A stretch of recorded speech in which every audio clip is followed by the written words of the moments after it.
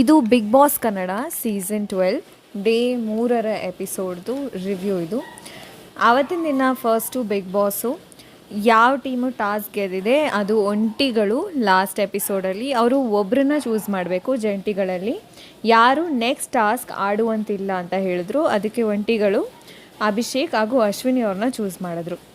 ಅದಾದಮೇಲೆ ಒಂಟಿಗಳ ಹತ್ರ ಯಾರೊಬ್ಬರು ಫೈನಲಿಸ್ಟ್ ಆಗೋಕ್ಕೆ ನಿಮ್ಮಲ್ಲಿ ಅರ್ಹರು ಅಂತ ಒಂದು ನೇಮ್ನ ಡಿಸೈಡ್ ಮಾಡಿಬಿಟ್ಟು ಹೇಳಬೇಕು. ಅವರು ಮೊದಲ ಫೈನಲಿಸ್ಟ್ ಕ್ಯಾಂಡಿಡೇಟ್ ಆಗ್ತಾರೆ ಈ ವಾರದ್ದು ಅಂತ ಹೇಳಿದರು.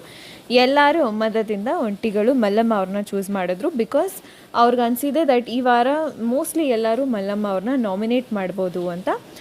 ಅದರಿಂದ ಫಸ್ಟ್ ಫೈನಲಿಸ್ಟ್ ಕಂಟೆಂಟೆಂಟ್ ಈ ವಾರ ಮಲ್ಲಮ್ಮ ಅವರು ಆಗಿದ್ದಾರೆ. ಅದಾದಮೇಲೆ ಬಿಗ್ ಬಾಸ್ ಅವರು ಮಲ್ಲಮ್ಮ ಅವ್ರನ್ನ ಕನ್ಫೆಷನ್ ರೂಮ್ಗೆ ಕರೆದ್ರು. ಆ್ಯಂಡ್ ಅವ್ರದ್ದೊಂದು 5 ಮಿನಿಟ್ ಕಾನ್ವರ್ಸೇಷನ್ ಇದೆ, ಅದು ತುಂಬ ಕ್ಯೂಟಾಗಿತ್ತು. ನೀವು ಕೇಳಿಸ್ಕೊಳ್ಳಿಲ್ಲ ಅಂದರೆ ಮತ್ತೆ ಆ ಎಪಿಸೋಡ್ನ ರಿವಿಸಿಟ್ ಮಾಡಿ ಕೇಳಿಸ್ಕೊಳ್ಳಿ. ಅದಾದಮೇಲೆ ಬಿಗ್ ಬಾಸ್ ಅವ್ರಿಗೆ ಲೆಮನ್ ಟೀ ಮಾಡೋಕ್ಕೆ ಹೇಳಿದ್ರು. ಮಲ್ಲಮ್ಮ ಅವರು ಅದನ್ನು ಲೆಮನ್ ಟೀ ಅಂತ ಕರೀತಾರೆ. ಸೊ ಅದನ್ನು ಮಾಡಿ ಕ್ಯಾಮ್ರಾಗೆ ತೋರ್ಸೋಕ್ಕೆ ಹೇಳಿದ್ರು. ಬಿಕಾಸ್ ಸುದೀಪ್ ಅವರು ಇದನ್ನು ಅವ್ರಿಗೆ ಸ್ಟೇಜಲ್ಲಿ ಮಾಡ್ಲಿಕ್ಕೆ ಹೇಳಿದರು.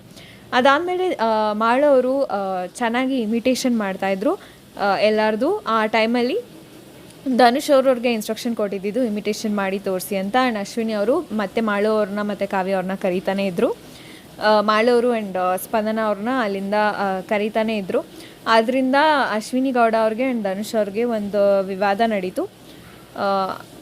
ಇದರಲ್ಲಿ ಬಿಗ್ ಬಾಸು ಹೇಳಿರೋದು ಒಂಟಿಗಳು ಅರಸರು ಮತ್ತು ಅರಸಿಯರು ಅಂತ. ಅವ್ರು ಯಾರಿಗೂ ಪೋಸ್ಟಿಂಗ್ ಕೊಡಲಿಲ್ಲ.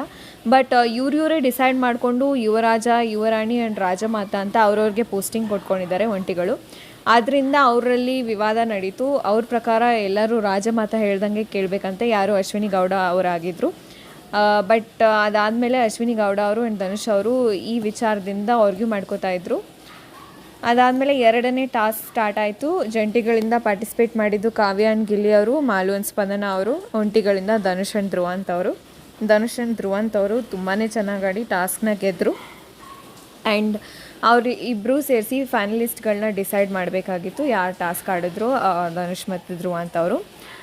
ಫಸ್ಟು ಅವರು ವೋಟೌಟ್ ಮಾಡಬೇಕಾಗಿತ್ತು ಯಾರು ಅನರ್ಹರು ಫೈನಲಿಸ್ಟ್ ಆಗೋಕ್ಕೆ ಅಂತ. ಧ್ರುವಂತ್ ಅವರು ವೋಟ್ ಮಾಡಿದ್ದು ಜಾನ್ವಿ ಅವ್ರನ್ನ.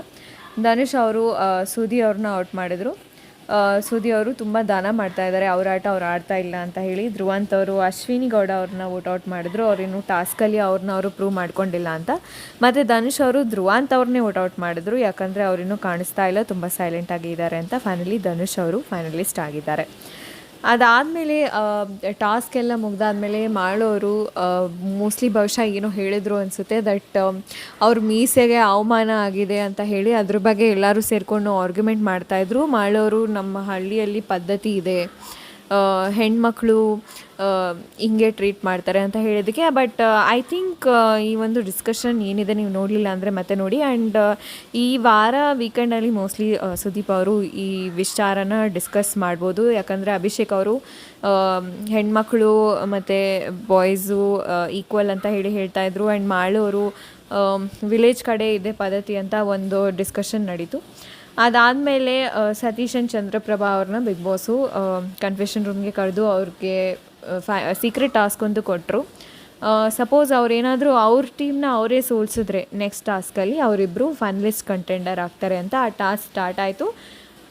ಆದರೆ ಎಂಡಿಂಗ್ ಏನು ಅಂತ ತೋರಿಸಿಲ್ಲ, ಅದು ಇವತ್ತು ತೋರಿಸ್ತಾರೆ. ಸೊ ಇವತ್ತು ನಾವು ವೆಯ್ಟ್ ಮಾಡಿ ನೋಡೋಣ ಸತೀಶ್ ಆ್ಯಂಡ್ ಚಂದ್ರಪ್ರಭಾ ಅವರು ಸಕ್ಸಸ್ಫುಲಿ ಜಂಟಿ ಟೀಮ್ನ ಸೋಲಿಸಿ ಅವರು ಫೈನಲಿಸ್ಟ್ ಆಗ್ತಾರಾ ಇಲ್ವಾ ಅಂತ. ಈ ವಿಡಿಯೋನ ಎಷ್ಟೊತ್ತು ತನಕ ನೋಡಿದ್ದಕ್ಕೆ ಥ್ಯಾಂಕ್ ಯು.